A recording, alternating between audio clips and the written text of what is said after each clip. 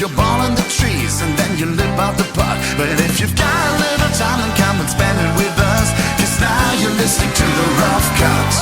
Hello, and welcome down to episode 88 of the Rough Cut Golf podcast, where you joined us in the charming surroundings of Dumfries and County Golf Club. I'm joined by David, I'm joined by Kieran, and Sam is acting as producer just out of shot, but you will hear his dulcet tones. Hello. At some point during the podcast. We are here and we are recording the Head Pro Series, which we're going to get into shortly. But generally speaking, today we are going to be talking about the Head Pro Series. We're going to be talking about Rory and Tiger stumping up mega amounts of money into the TGL. LIV Golf, the future of that. Some recent reports that have come out about Jon Rahm and the PGA Tour playoffs as well. So lots and lots to get through. Kieran and David, how are we? I'm buzzing that very good. I've finally been allowed out of the office. You're buzzing? Yeah. Right. Yeah, I might actually catch a tan on this trip. Don't be ridiculous. What, is this your first on the road pod? I think so. I think I might have done one during Fairway Down, which was about a year ago now, I think. See, you got out of the office then. Yeah, and it's been, You've year. literally just been to Norway. Yeah, I was going to say. Yeah, but I wasn't catch a tan in I wasn't Norway. gonna, yeah, in the Arctic Circle, I think if I came back with a tan, questions would be asked. If you've seen David before, like David cannot catch a tan, physically impossible. We were in Abu Dhabi for about a month, I would say. And I think David actually came back whiter than when we left. It bleached my skin. You are a medical marvel. Yeah, I know. Like, at some point during the next century, somebody's going to stumble across you at the Natural History Museum and be like, this is just incredible. We should write a paper on this. Even the, I don't know if I can say it, but even like here in Scotland, I am getting quite a lot of attention for how pale I am. Do you know when you're walking and in the distance, like the sun glints off like a mirror or a window or something? That's not, it's just David walking. Just see like a flash. No, I think when I've been out on a golf course, just in my shorts before, my legs have been mistaken for OB posts. So David's actually not allowed within 4 miles of an airport just in case he blinds a pilot. How many more can we I don't know. We can keep going. I kind of thought we'd just get on a bit of a roll with it. I don't know why I was joining in, to be honest. You can't actually see because Sam's not allowed inside 4 miles of an airport as well because he's so tall. But no, I am genuinely, but I'm still kind of excited and emotionally hungover from yesterday. Yesterday was the first Head Pro match that we've done in basically 2 years, and possibly the best as well. I don't want to spoil the ending or anything like that, but yesterday was unreal. Yeah, we did the Head Pro Series, which we started, it was 2 years ago now, Abu Dhabi. When we started it, we knew we had something good, but it was just a case of actually getting the planning and getting something which was, just better than we'd done before. If you're not familiar with Head Pro Series, we travel around to different golf courses, playing against different head professionals, all with unique stories or unique venues. This year, we're doing England, which was yesterday, Woodall Spa. We're at Dumfries and County today in Scotland. We're going out to Harden tomorrow in Wales, then going across to the island in Ireland, and then up to Northern Ireland and Castle Rock, all within the space of 5 days. So yes, it's quite the drive. Big thank you to our partners, BMW, for providing the battle wagon. And thanks to every club that has been involved so far, because, obviously this is only the second one of the trip, but every interaction that we've had with head pros and people who work at the clubs, everyone has been super welcoming. Everyone that we've met yesterday, all the fans and stuff that came out to watch, incredibly supportive, and it just creates an atmosphere that we just can't get in a regular tournament, for example. It is one. I'm going to blow our own trumpet here a little bit as far as the Peter Finch Golf channel. Referring to myself in third person. It's one of the videos I think that we do which is genuinely a little bit different. Actually getting out, getting the crowds out, shedding a little bit of light on kind of a local head pro, local golf course. These things which just really kind of resonate with normal golfers, which is what we're trying to do anyway. It's amazing the turnout, and you know, speaking to James today, he's saying that the turnout's going to be about over 200 people. It's going to be mental. Yeah, If it stays dry. If it stays dry, yeah. I mean, the forecast I saw was actually fine. On Like- BBC, it has, you know, the one where it's like it has sun, lightning, cloud, Hail. like hail. It has Yeah. it all in one emoji sort of Yeah. thing. It's just like, Yeah, No, I don't believe it. Yeah, it is, it's true. It's true. conservatively, it's electrical activity Yeah. in the area. So I'm still sticking with the shorts, but I'm going to be putting a waterproof top on. Yeah, That's what I'm going to be doing. that's a brave call, to be honest. Yeah.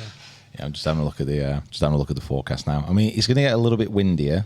It just depends what it's going to be blowing in.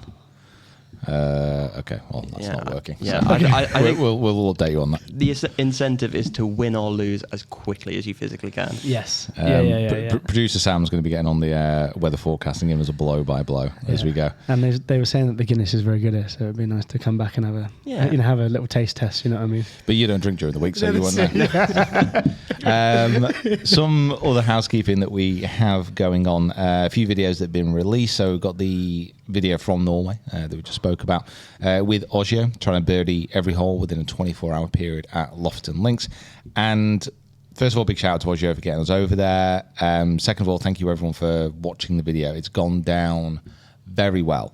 I think obviously I think every one of our videos should go down incredibly well and get 1 million views and, win us an Oscar in outstanding YouTube contributions. But I think this video really seems to have gone down a lot better than I thought it would have in many respects. Because I knew it was a good video, but I didn't expect it to go down this well. I think you saw every side of you. I think now everyone knows exactly how you are as a person, sort of thing. You go through so many emotions and, Yeah, we've stripped all the layers back, and we They found the dungeon. Well, yeah, they found the dungeon. Yeah, yeah, we can stop digging now. Okay. they found it all. But no, it was a great video, and I will say Mick done a very, very good video on that. Like, it was a great edit. Yeah, the fact that he did a behind-the-scenes edit as well, which I think you can, like, if you're watching this on the Rough Cut YouTube, you can see it on this channel. Yes, Just to kind of see everything that we went through, everything that Pete went through, but what we went through behind the scenes as well. Definitely worth checking out. I think we all went through. Went through that together. Admittedly, I was at the tip of the spear that was being repeatedly thrust into an undying dragon of birdieing every hole, but we were all there. Yeah, you were in the shaft of the spear.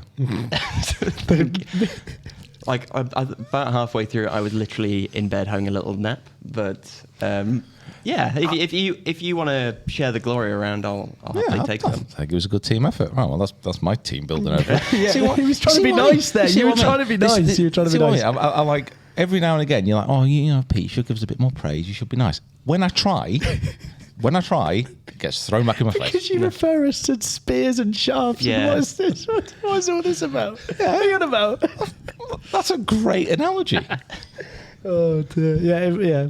Maybe for. I mean, I don't know what it meant, but yeah. I mean, I'm sure it's good. I'm sure it's good.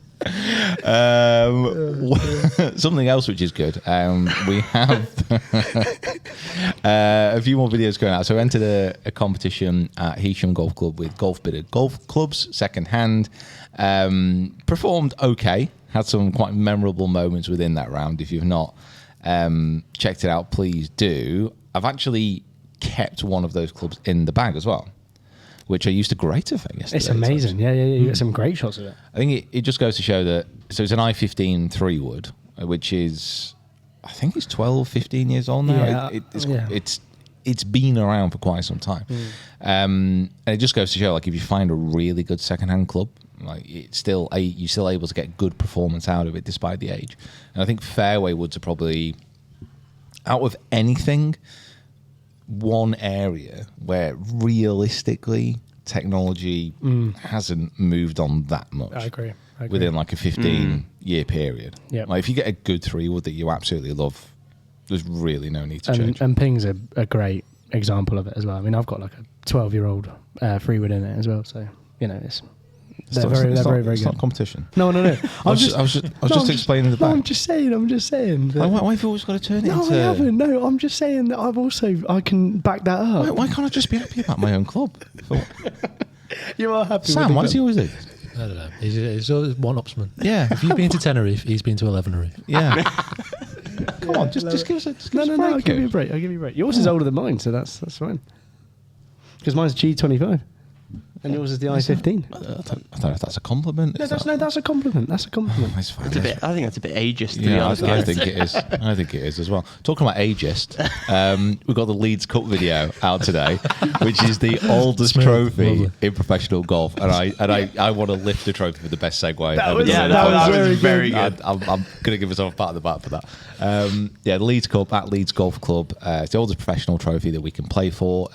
It was over 2 rounds. Well, there is a cut. Maybe I made it. Maybe I didn't. You can probably guess. Actually played tee to green. Probably the best golf of the year I've played. I hit the ball unbelievably well.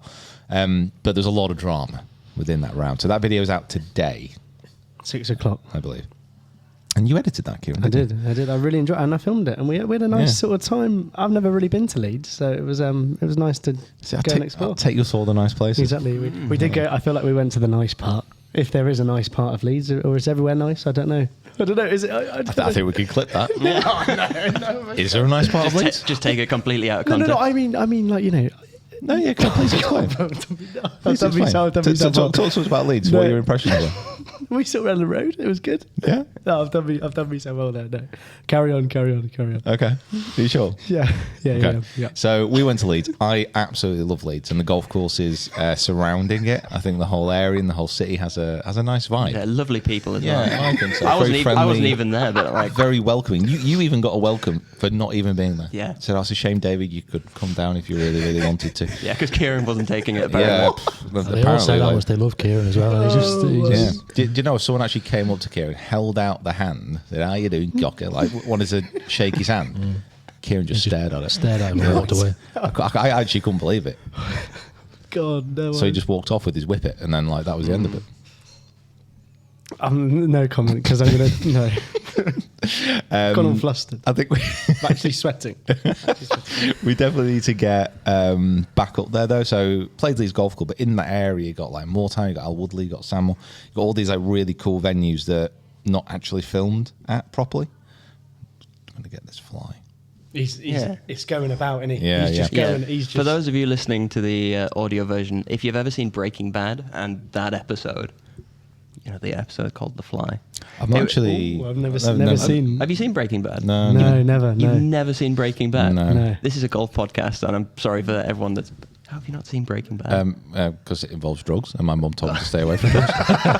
The Fly episode is also consistently rated the worst episode. Yeah, So- yeah, Oh, is it? Yeah, one of the best series of all time, but the worst. Like, it's one of those. What do you call it when they run out of the budget, and so they've got to have like say if it's like a sitcom, they'll normally do like a show reel of classic moments from the Yeah, yeah, season. Basically, they had nothing, so it's just the two main characters, Walt and Jesse, in a lab trying to catch a fly. Is it For an hour. Is it? Do any of you guys watch Star Trek? No. Every now and again during the series of Star Trek, they have like a musical episode where something happens Really? which causes them that like they have to sing to each other or something like that. And that's the point in the series where you're like, all right, they've run out of ideas now. They've made it the musical episode.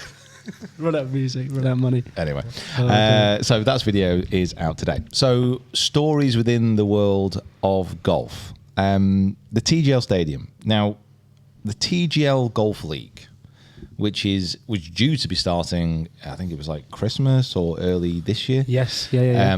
It got pushed back because the stadium collapsed, which is never a good thing. Well, I say collapsed, deflated. Yeah.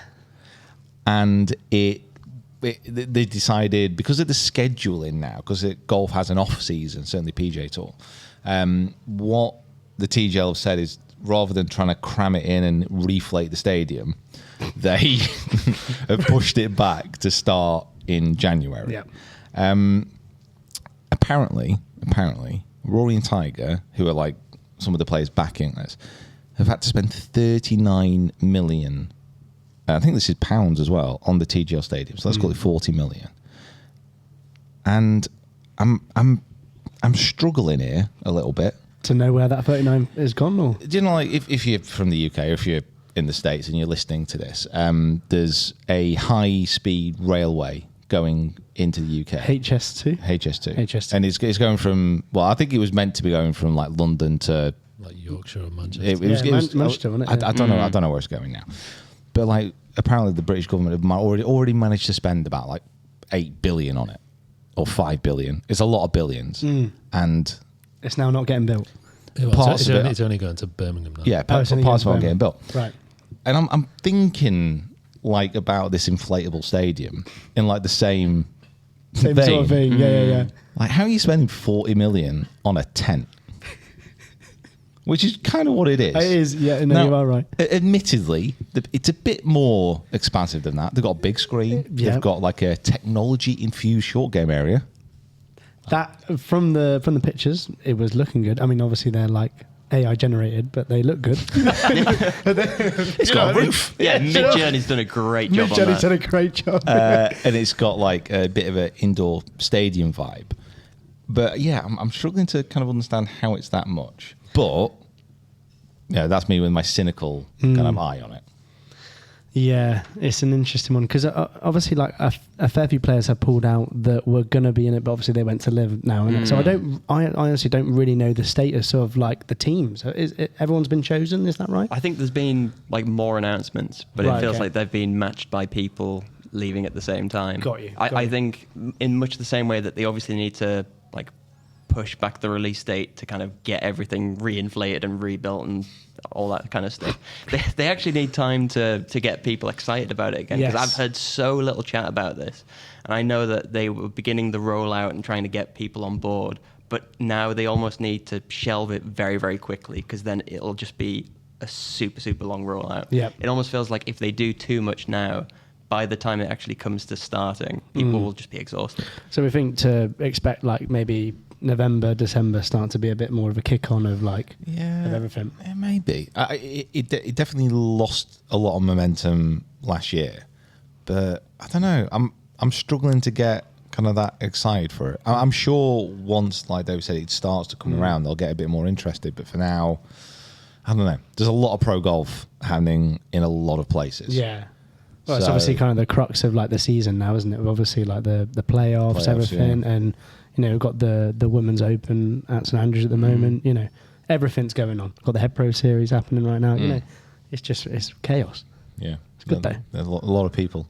Yeah, a lot of people Clearing space in the diary for the Head Pro Series. Yes, well, people are taking time off work and stuff like that. It was pretty cool speaking to a few people yesterday. It was good. Yeah, very true. Speaking about the Women's Open, did you see Charlie Hull's comments about Trump Turnberry, saying that needs to be brought back into the rota, saying that it's, I think she said some words to the effect of, it's one of the best courses in the world.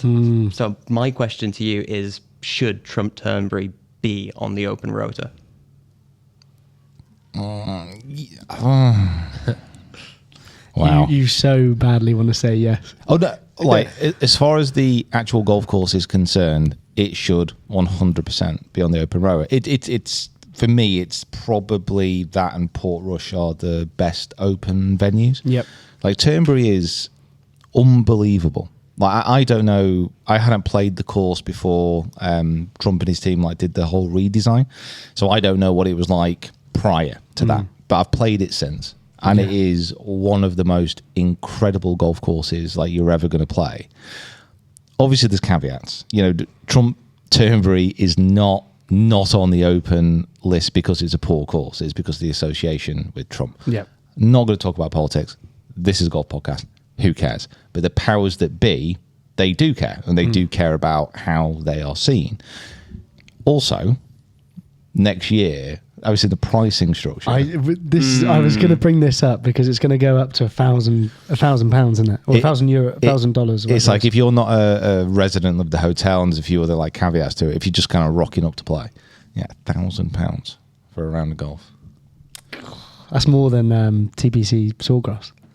Yeah, Yeah. it's pretty extreme. But but it is one of the best golf courses in the world. It's kind of that value proposition. Like, if you have that amount of money that you're willing to spend, and you're willing to pay for a round of golf, and there is a golf course that's charging it, and they can get by and they can make money and they can become a business with people paying that much, then good for them. But at the same time, it just robs a lot of people of an opportunity to play a fantastic golf course. I completely agree. I mean, it's already expensive at the moment. How much is it at the moment? Like, it's like £600 quid. Oh, is it? Yeah. Oh my God, is it that much? Yeah. My God, I thought it was like 300 or something like that. But yeah, it's just, they're in a position where I feel like they can just charge it, and people will pay it. Obviously, the likes of, you or I aren't going to go and do that, but it's marketed to obviously the elite that will just spend the money and just go and do it. Just because they can doesn't mean they should. No, exactly, and that's very true, and that's that can go across a lot of things, but it's just sad, isn't it? Like, obviously, it's sad for us because obviously, like, we can't actively go and play it, at the moment. When we get a bit more money, we can. But yeah, it's at the moment it's off limits. Interesting. Let us know what's the maximum amount of money that you would pay to play golf. Like, get rid of Augusta. Augusta doesn't count in this. So think of any of the top course that you really want to play. How much would you be willing to stump up? Yeah, because we kind of talked about this with Old Head, didn't we? You actually genuinely, like, I mean, I think it's €450 to play there. You said, I think, that you would willingly pay that, wouldn't you? To actually, like, you think that was a good, like, you would willingly do it. Yeah, I mean, there's big caveats to that. Yeah. Obviously, I'm in a very, very lucky position where generally, I can't really remember the last time I paid for golf. Because when we go in, I'm either in an event as a pro. So I suppose I have paid because I've paid the entry fee. But, you get courtesy as a PGA Pro at a lot of places. And then if we go around and we film, generally we're not going to pay for the green fee as well. Yeah. So I'm in a very lucky position. Yeah. And when I did play Old Head, I thought, you know what, as far as like a venue, as far as like a spectacle, as far as something which is just absolutely mind-blowing, you know what? I would probably save up. Or I would buy it as a gift for someone. Yes. Yeah. You said that you'd buy your dad this sort of thing. Yeah. And it really was like a standout kind of place. So, yeah, I think there are examples and there are cases, but £1,000 I was going to say that, is a lot. It's a lot of money. That's a lot of money. Like, that is a huge amount. Imagine if it rains. Imagine if it really blows. Imagine if it's a terrible day. Yeah. It's like if you turn up, because Pebble Beach is another example of like people who turn up paying a lot of money and the weather's terrible and they're still going out there, they're still playing because they can't like miss this tee time. It's an interesting one. Let us know. If you are watching on YouTube, please comment below. If you are listening and you do fancy hopping over and engaging, we have a Discord, we have the YouTube channel which you can comment on, and we're also active on all social media platforms apart from MySpace. I mean, there's a few we're not. LinkedIn. We're not on LinkedIn. Not on LinkedIn. Who goes on LinkedIn anyway, really? People who like have 2 hours of sleep a night and like have cold pressed smoothies and lie. Cold pressed smoothies. But all the main ones, get over there. Instagram. Yeah, Facebook, they're all in the description. Make my life easy. Yeah. I think last time I went on LinkedIn, there was I read something about, there was like posts about if someone was to give you £1 million today, would you take it? And then like the other example was like, if you paid me, so like this business person, like £10,000 today, but I could give you like a lifetime of earning more money, which one would you take? And it was all steered about like, you should give me this 10 grand and not take the money. I always thought LinkedIn was just like a job, like sort of site. No, you know what I mean? But it's I am absolutely sure there's lots of really good people on there, and it is useful like if you're in a business setting. But I can't. There's something about like the ice bath brigade that I just can't get my head around. It is how I found the listing for your job though. Yeah, no. I post on there all the time. So, and it was Mick was on there who I contacted first.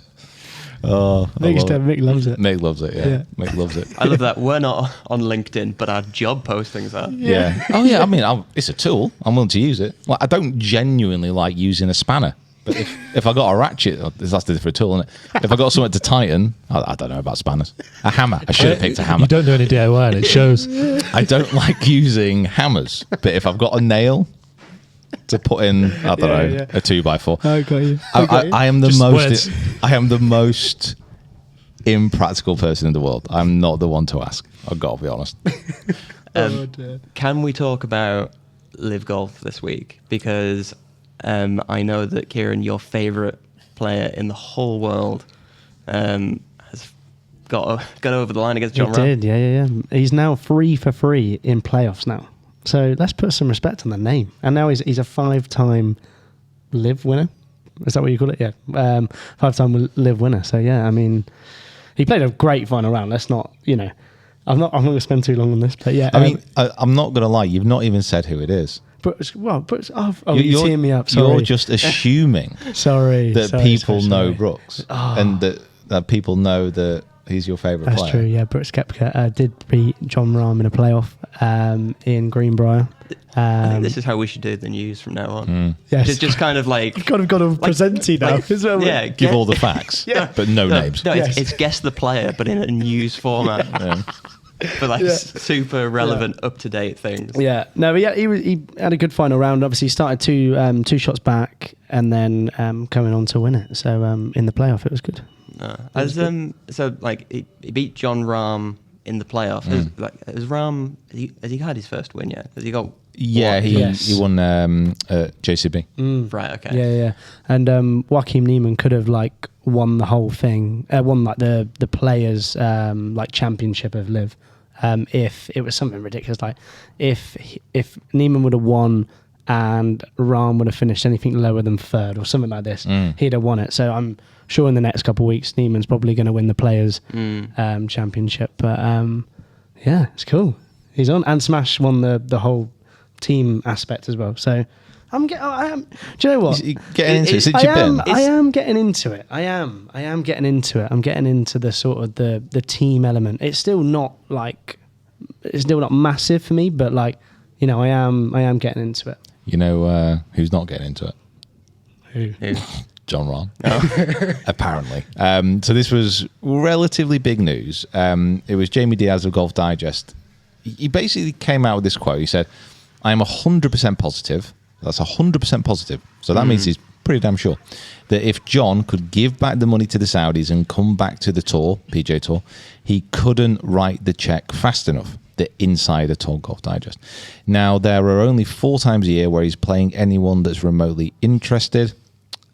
He thought his stature in the game was secure no matter where he was playing, and it was a bad miscalculation. Rahm responded to this at a press conference and basically said, that's absolute BS. Yeah. It's a load of...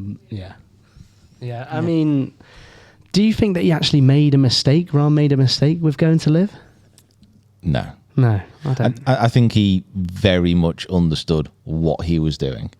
And I've got this, call it a sneaking suspicion, that the £500 million that he got for going over this 5-year period is going to be pretty much a nice little pillow that he can lie on and cry about if he really is gutted about leaving the PGA Tour. But I don't think he is.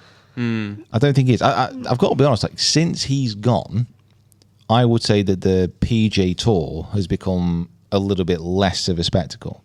There's been this slow bleed of players who've left. Now, it started with players like Phil Mickelson, for example, legend of the game, but let's face it, end of his career. He was a big name who, rather than going to the seniors tour, kind of filtered on to LIV. Yeah, good catch for them. PGA Tour probably not overly fussed about him going. But then it's been good players, it's been major champions, it's been young players, and Jon Rahm was at that time, pretty much at the pinnacle of the game. Yeah. And when you look at a LIV leaderboard now, it's strong. Yeah, it's really, really good. I still think it's top heavy. The top 20 players there are very good, but kind of after that, are people going to get massively excited about it? I'm not entirely sure. Definitely. But it does feel like, I don't know, PJ's just lost a little bit of its impetus. Now, obviously, it's got investment of itself and it's trying to build back up into a different products. But I don't think Rahm's that. I really don't think the Rahm's actually bothered like this week in the PGA Tour about playing. I don't know. I think because this is a different thing. Like money's one thing, and playing against a lot of the best players in the world is one thing. But recognition and public attention, and just being a fan favorite is like its own separate thing. And I'm pretty sure I don't have like the facts down here, but I'm pretty sure that consistently the PGA Tour wins out in terms of broadcast. I mean, the fact that they have a much more lucrative and they've got that pre-existing television deal means that they are able to reach a much wider audience. And I think that there must be part of Jon Rahm that feels a little bit like irrelevant by not reaching the same fans. I'm really not sure. I'm really not sure because the events that Jon Rahm cares about are the majors, and he's still going. He's because of his previous record, because of his world ranking, which is still really good. Yeah, he's going to play in these events. Those are the ones that he's bothered about. Those are the ones that everyone is bothered about. Yeah. You know, when we look at the PGA Tour this week, the PGA Tour playoffs have just started. I think I'm pretty up to date with professional golf and what's going on. Completely passed me by. What, this event last week? Yeah. Now, admittedly, I was on my holiday. You've already yeah. But even so, like I was still aware of things that were going on. Yeah. And I just thought it was a normal PGA Tour event. I didn't realise the playoffs had started. And I think there's a few other players who aren't happy as well. Shall I give you a quote? Oh yeah, give me a quote. I've just seen it. So basically, the playoffs have begun. Hideki won by 2 shots over Victor Hovland at. See, can't remember what it's called. Yeah, he did. Where was it? The event? Do you know what? Fair enough. I know where it was in Memphis, but like. Well, St. Jude. St. Jude, yeah. St. Jude. Crickets.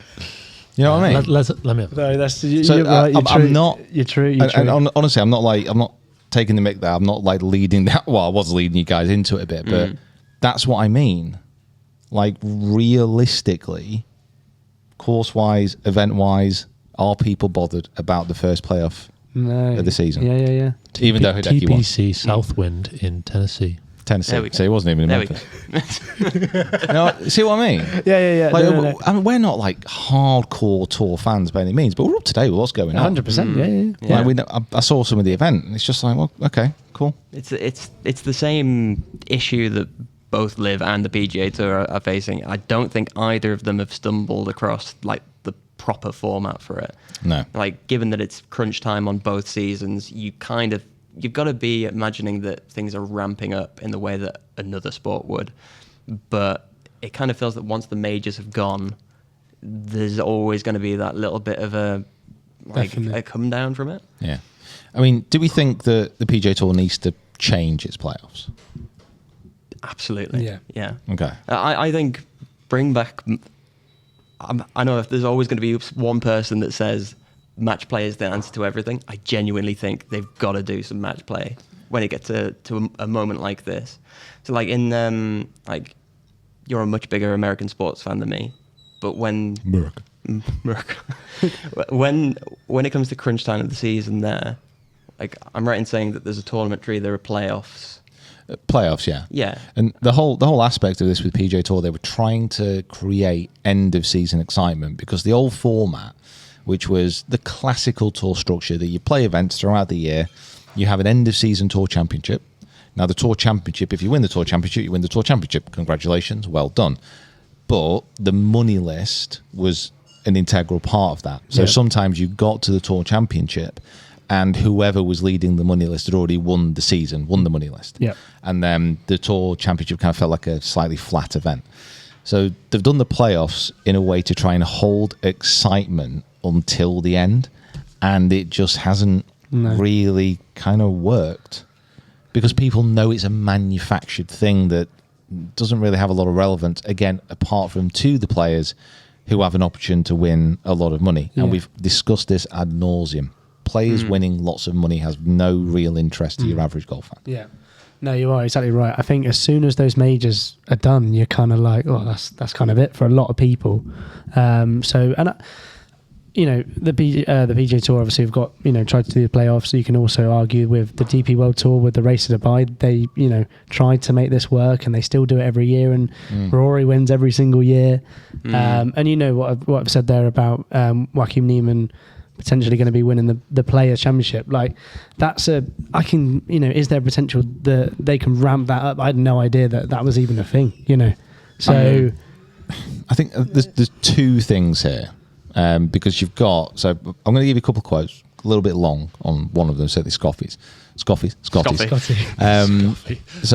Scotty doesn't like the PGA playoffs current structure. So I've talked about it the last few years. I think it's silly, which is from Scotty. That's like really damning. You can't call it a season-long race and have it come down to one tournament. Hypothetically, we get to Eastlake, my neck flares up and it doesn't heal the way it did at the Players. I finished 30th in the FedEx because I had to withdraw from the last tournament. Is that the season-long race? Question mark. No, it's a fun tournament, but it doesn't really consider it a season-long race. I won't go into the quotes. Opposed to that, you got Rory, who said, I love this format. Because if it wasn't this format, then none of us would have a chance against Scotty because he's so far ahead, he admitted. So I really like this format. I think it makes the Tour Championship more exciting from a consumer standpoint.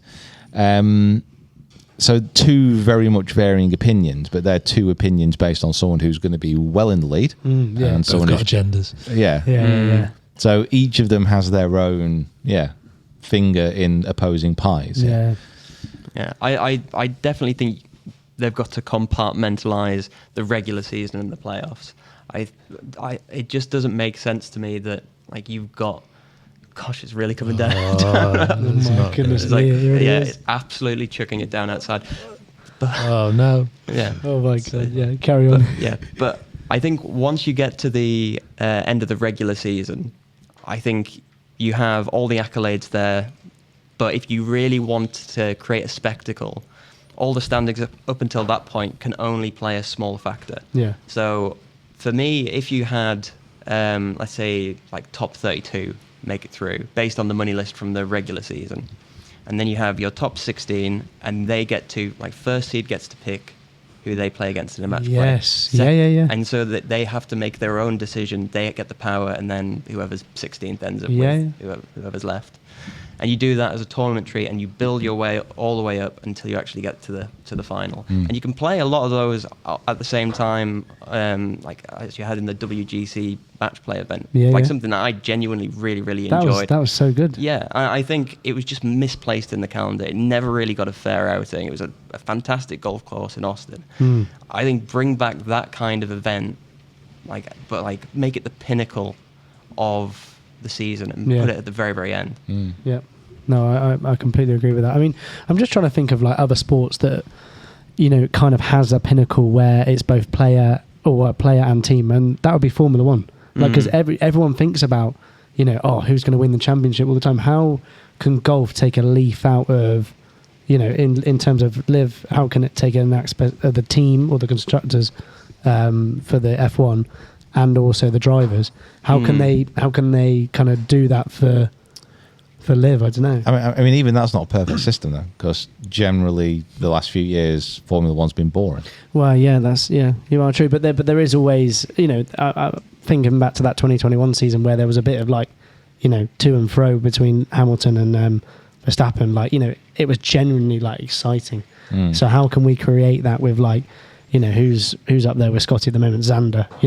How can we create a little bit of like a story between who's going to win the season, sort of thing? We don't.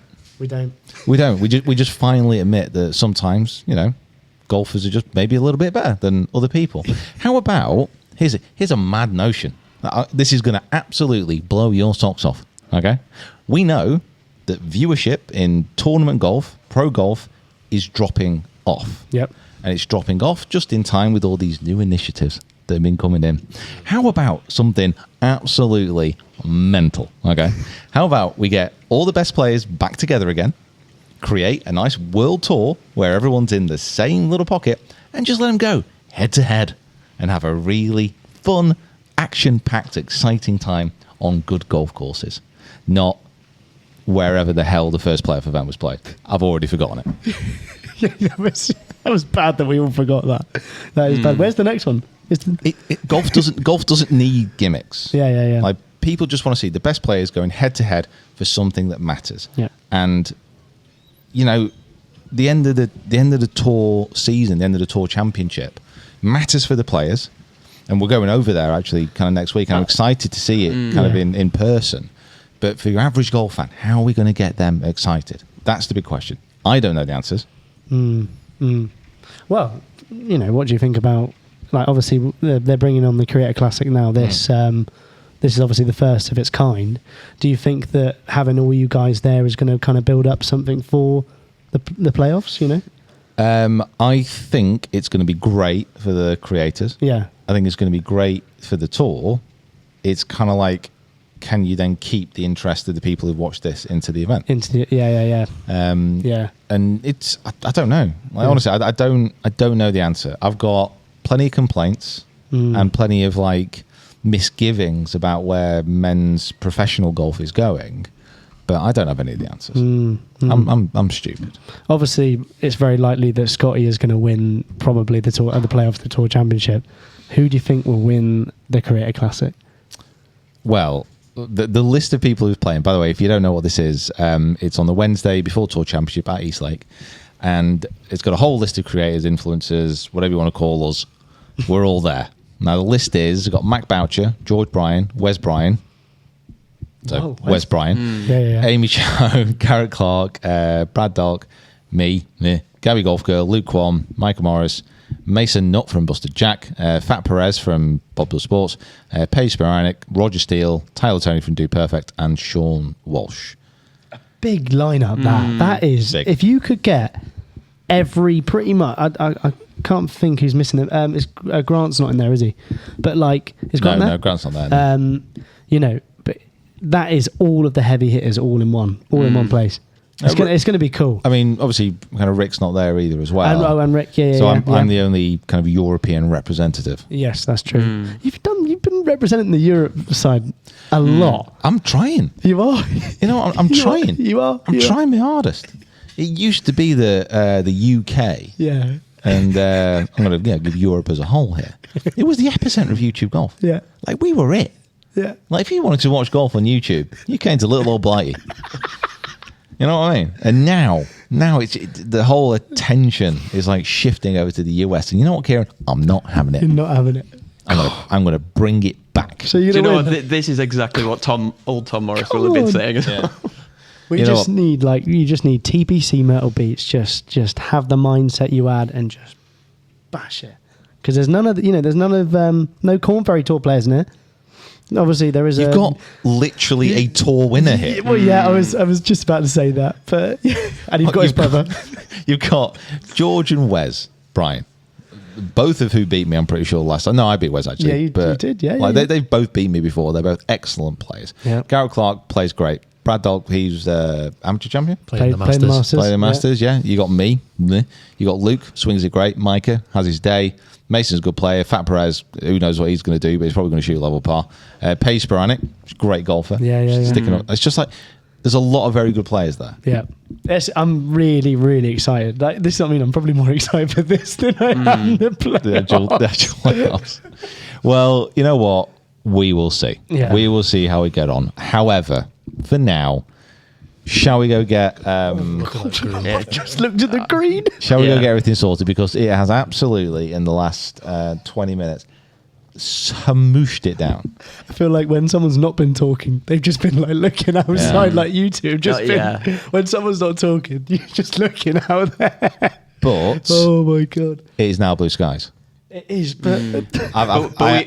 we also have to swim to the first tee. So I've had a look at the forecast. Do you want the good news or the bad news? I want I looked at it as well. I just want good news. Give me the good news Yeah, first. what's good news? So the good news is that's just gone over us is the heaviest rain like we're going to see. Do I have? Okay, that's good. The bad news, and it's going to be a little bit of luck. There is rain at the moment. There's rain like all around us, but we're in a patch which hopefully will escape. Okay. So we will see. So this might be the last podcast as we get swept away in a flash flood. But thanks very much for listening. Thanks for being part of it. If you've enjoyed Head Pro series in the past, get strapped in because it's going to be even better this year. And if you've not subscribed to the YouTube podcast channel, please do now. Follow us on our social medias. And apart from that, just do what you want. Have a great week. Yep. It's going to be a good week. We've got a long way to go, but we're getting through it. Maybe. Don't speak too soon. One round at a time. Yeah, it's raining. Yeah. Nah, I'll be fine. I'll be fine. Don't you worry about it. All right, guys. See you next See you time. later. Bye.